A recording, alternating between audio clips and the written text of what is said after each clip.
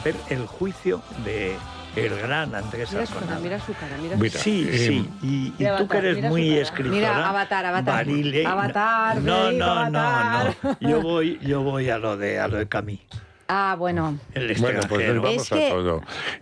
No te preocupes, que miles de personas se van a enfadar con nosotros por lo que voy a decir de Avatar. De momento digo titular detestable.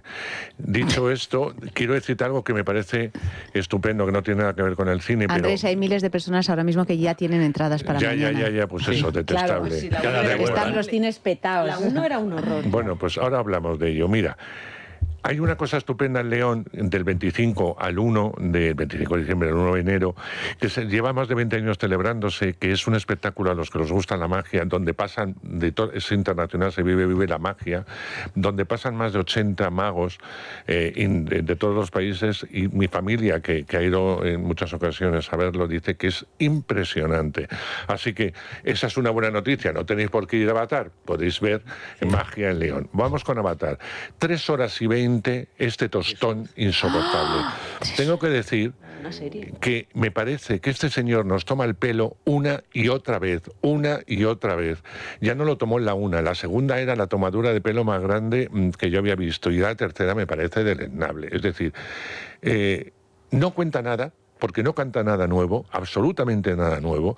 Estoy harto de las ballenas y de los efectos especiales, muy bien, el 3D fantástico, la ida de producción fantástica, todo eso, o sea, me saca el malo en la primera, que muere y luego se convierte en ser azul en la segunda, que muere también, y en la tercera vuelve otra vez, y hay un momento que le pregunta a uno, ¿pero tú no te habías muerto? Y dice, ya ves que no. Esa es la explicación que da a la vuelta del malo. Secuencias repetidas no, argumento el mismo que en la segunda, prácticamente con alguna variedad. Hombre, 3 horas y 20 ese tostón. Yo sé que muchos dirán, es que además, cuando tú preguntas a los fans de Avatar qué es lo que les gusta, te van a volver a contar lo del diseño, lo de los personajes, lo de la hondura, ¿Pero qué hondura? ¿Qué personajes? Que si no existen esos mundos. Ya, pero cuando nos vamos a la fantasía, al fantasy que llaman, es que... Pero no me lo mezcles con personajes reales que somos los malos. Pero hay legiones de admiradores que no atienden a ningún tipo de valoración. Porque quieren destruir su mundo. Yo he llegado a una conclusión, que es Navidad. Lo mejor de James Cameron es Catherine Bigelow, su ex. Y por algo se habrá separado. Porque ella sí es una directora impresionante. Sí. Impresionante. La película que hizo de la captura de Bin Laden es de lo mejor que yo he visto en acción y en guión. Que es muy difícil hacer un guión de eso. Era una obra maestra. Y siempre he dicho, ¿y qué hacía esta tía con el idiota de Avatar? Es verdad que yo reconozco que Terminator de Cameron a mí me interesa, que Titanic te puede gustar o no, pero creo que entiendo su éxito y todos los componentes que tenía, pero hombre, ya lo de Avatar, y que anuncia otras 3, es que anuncia otras 3. Sí, dices, en fin. Oye, pues para que le gusta... François Ozon es un director que a veces sale una cosa buena y otra cosa mala, entre otras cosas porque cada año hace una película o dos, con lo cual todo no puede ser bueno. Es el del oso. No, el oso no. Este es el que ha hecho muchísimas. Sí, continuamente a mí me salen. En Filmin meten prácticamente cada semana 2 o 3 de oso. De oso. Bueno, pues El extranjero. Mira, primero yo creo que El extranjero es una novela muy difícil, la verdad que a mí muy difícil de adaptar al cine. Ya hizo una versión, quiero recordar, Visconti, que también fue fallida. Era Marcello Mastroianni, que daba muy bien el espíritu del personaje de Albert Camus, porque se parecían. Bueno, esa apatía, ese que no sabes qué le pasa. Bueno, y que es el personaje. Pero si Visconti nos sacó mucho de allí, porque es muy difícil lo que dices. Pues es que es una cosa literaria, cuyo efecto es la extrañeza. Eso es muy difícil de llevar al cine. Sobre todo porque se convierte en un tostón, generalmente, ¿no? Porque no tiene vida. Yo he pensado, después de una guerra, eso que se dice, ¿dónde te refugias? Hombre, yo me iría de ya, ¿no? A ver ahí los limoneros y tal, hasta que la cosa acabe. Pero si no podía estar aquí, por lo que sea, pues me iba a una ciudad del norte de África, tipo Casablanca, o Túnez, o tal. Y entonces los domingos por la tarde me imagino, después de tomarme una gaseosa, viendo cómo atardece. Y dice, ¿qué hacer? Pues nada, ver pasar el tiempo. Ahora, como se te crucen los cables y mates al del kebab, tienes un... ¿Y por qué se te cruzan los cables? Ah, no sabes. Que eso en Camus es el absurdo que se dice. Es que el absurdo es absurdo y el cine no es absurdo. Por eso es muy complicado y este hombre ha fallado. Sí, la foto es estupenda, él está muy bien, pero sobre todo porque ser un personaje muy hermético, que apenas habla, que no sabe qué le pasa, que no, en la otra no hablaba. Es muy difícil de seguir porque no hay explicaciones, con lo cual uno se aburre, y mucho. El espectador medio se va a aburrir solemnemente, o sea que aquella yo creo que la presentaron en San Sebastián, parece. Sí, y efectivamente y había junto con otra película italiana que se llama Ondata di Calore. Ondata di Calore, Ondata de Noia. Di Noia, aburrimiento total. Qué pesadas eran esas películas. Y me ha gustado una que ha sido muy entretenida, que es muy entretenida, se llama Vida Privada, está interpretada por Jodie Foster. La película es francesa, ya sabes que Jodie Foster habla perfectamente francés y puede pasar por parisina. Y le apetecía hacer este guión y lo ha hecho.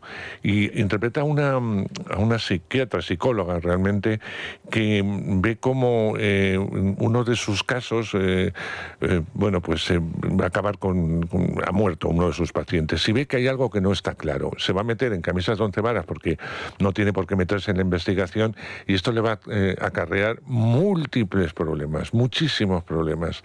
Y esto te va poniendo de los nervios y vas de la mano de ella durante la peli. Son de esas entretenidas que da gusto ver de vez en cuando en el cine. Cosa que me aparte tú ves a Jodie Foster y sabes que le va a pasar algo malo. Sí, siempre la pobre. Esto que le voy a pedir a Encarna sé que es dificilísimo porque ha estado en el Museo de Egipto de las pirámides y en 3 minutos va a tener que destacar lo mejor. Encarna, buenos días.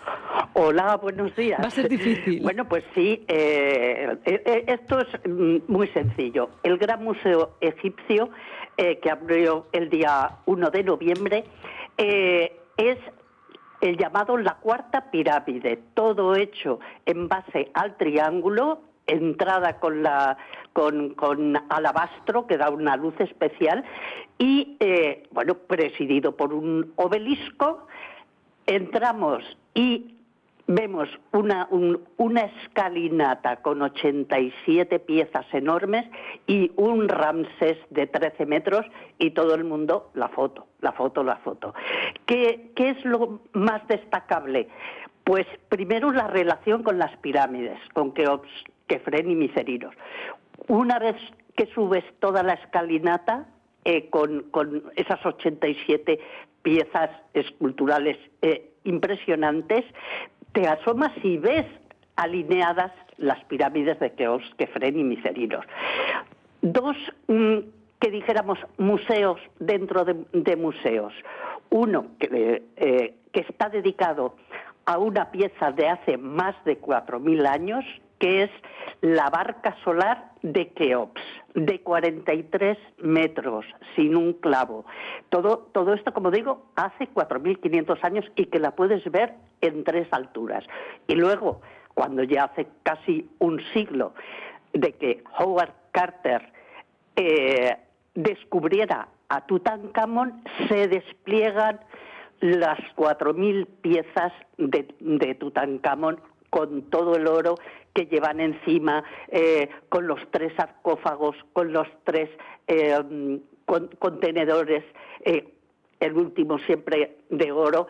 Y bueno, pues aparte de esto, lo que es el desarrollo en 12 galerías desde la época predinástica hasta la época tolemaica. Es decir, que un despliegue de más de 5.000 años en 12 galerías, pero lo impresionante sobre todo es el Ramsés y la gran escalinata. Qué poderío, ¿eh? El tener a Encarna ahí que va a Egipto para comprobarlo en persona y recomendarlo. Sí. Gracias, Encarna. Y al teatro que nos vamos también con Ayanta para despedir la semana. Mira, buen título para hablar de eso. Exacto. Además tú has anduvido, como dicen ahora, por Egipto. Sí, es verdad, hace ya muchos años todavía no había esta maravilla, no se podía ver esta maravilla. He navegado por esas aguas del Nilo. Bueno, os voy a hablar de esta obra que se puede ver en el Teatro María Guerrero y que se titula El entusiasmo.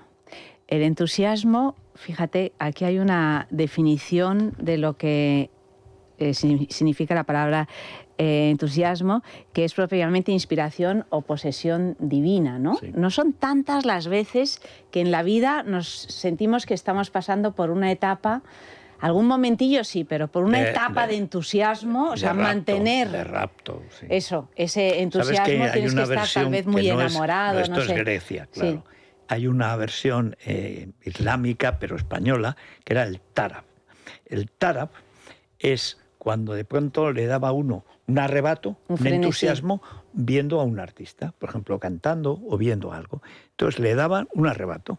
Y cuentan la anécdota real de un tipo, no sé si era Mutamid, el rey de Sevilla y tal, que tenía un novio que era, bueno, era un tipo de la parte de Huelva, muy guapo, los dos grandes poetas, acabaron muy mal los dos, y entonces estaban, y hay una bailarina, una cantante, que empieza a cantar. Entonces un visir que tenía, el segundo, le da el tarab, entonces coge el del sillo donde estaba un puff, se lo pone en la cabeza y empieza a dar vueltas a la habitación gritando «¡Pescado fresco! ¡Pescado fresco!». Está poseído.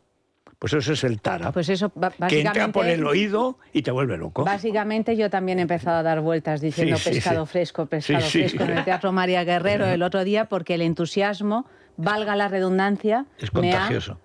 Entusiasmado. Absolutamente, o sea, es la obra de teatro que más me ha gustado este año, y no es casualidad que el texto y la dirección sea de Pablo Remón, que es un director que a veces me encanta y otras veces no tanto, pero me deja siempre fascinado. O sea, tiene un mundo propio que desde luego comparto y que me interesa muchísimo. En este caso encontramos a Francesco Carril, que es, para que os hagáis una idea, el protagonista de Los Años Nuevos, la serie de Sorogoyen que se estrenó el año pasado. Sí. Natalia Hernández, Raúl Prieto y Marina Salas son 4 actores que parece que son 25, porque hacen un montón, interpretan un montón de personajes, y cada uno consiguen diferenciarlo y cada uno además lo recordamos.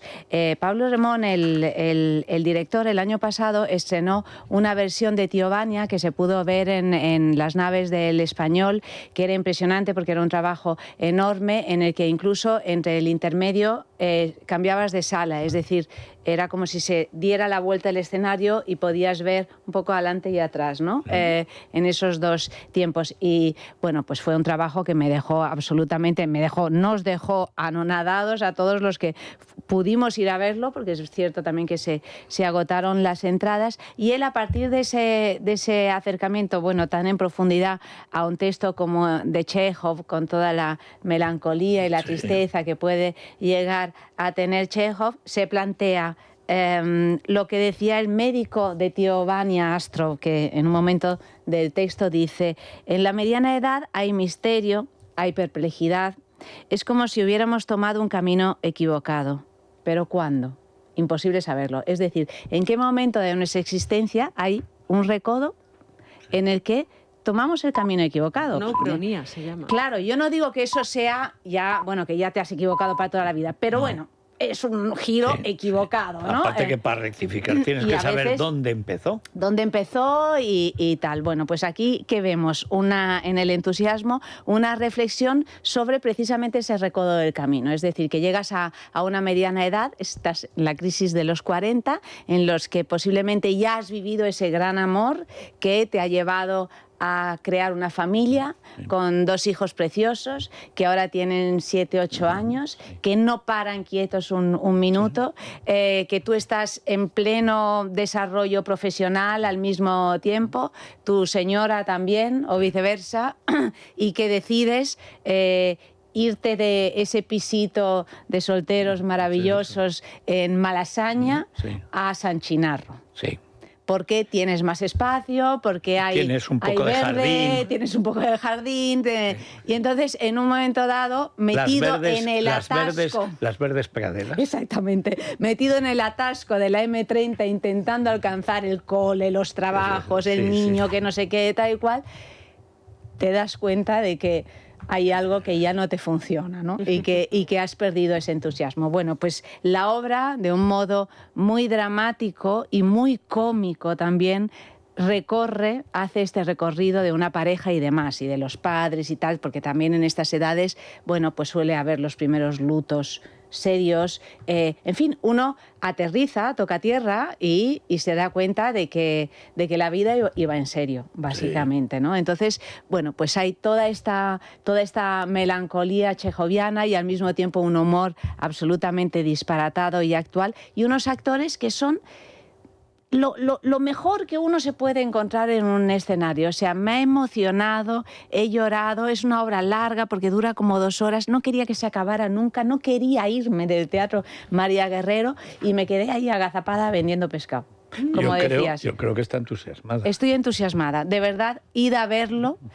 Si estáis por ahí en España, se irán de gira, imagino. También id a verlo, estaros atentos a este título, El entusiasmo, ahora mismo en el Teatro María Guerrero. El novio que citaba yo antes del rey Mutamid, que murió muy mal en Fez, lo cegaron, horrible, acabó mal, se llamaba Ben Ammar de Silves y tiene un poema muy breve. ¿Se te ha ocurrido ahora mientras yo contaba No, todo es este que me he rollo? quedado yo ahí y digo, el novio Ben Ammar de Silves, lo he querido comprobar aquí en el... Mente aquí. prodigiosa. No, y entonces, ¿qué dice el poema? El poema es muy bien, como para despedirnos. Dice, sin ti todos los días son oscuros, cuando contigo todas las noches eran blancas. Así que nos tenemos que ir. Así que felices Pascuas y pásenlo bien. Feliz Navidad. Es Radio.